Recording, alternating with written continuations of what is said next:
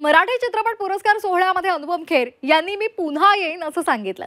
30 वर्षांनंतर पुन्हा मला पुरस्कार द्या कारण मी पुन्हा येईन असं अभिनेते खेर म्हणालेले आहेत। तर पुन्हा येईनच कॉपीराइट माझा आहे, पण अनुपम खेर यांना देण्यासाठी तयार असल्याचं सुद्धा मुख्यमंत्री देवेंद्र फडणवीस म्हणालेत। निमित्त होतं महाराष्ट्र राज्य मराठी पुरस्कार वितरण सोहळ्याचं। तर अनुपम खेर यांना कॉपीराइट द्यायला मी तयार आहे असं देवेंद्र फडणवीस यांनी मिश्किलपणे म्हटलेलं आहे, कारण अनुपम खेर मी पुन्हा येईन असं त्यांनी म्हटलेलं होतं आणि त्यावर हा संपूर्ण संवाद पाहायला मिळाला।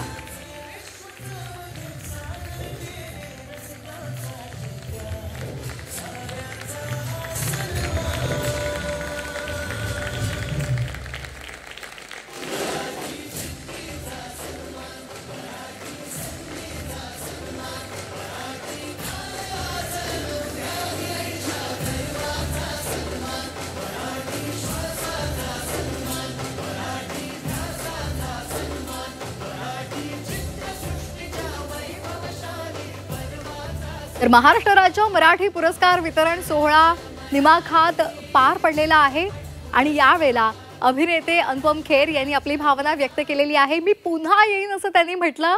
30 वर्षांनंतर पुन्हा पुरस्कार मला द्या कारण मी पुन्हा येईन असं अभिनेते खेर यांनी म्हटलेलं आहे।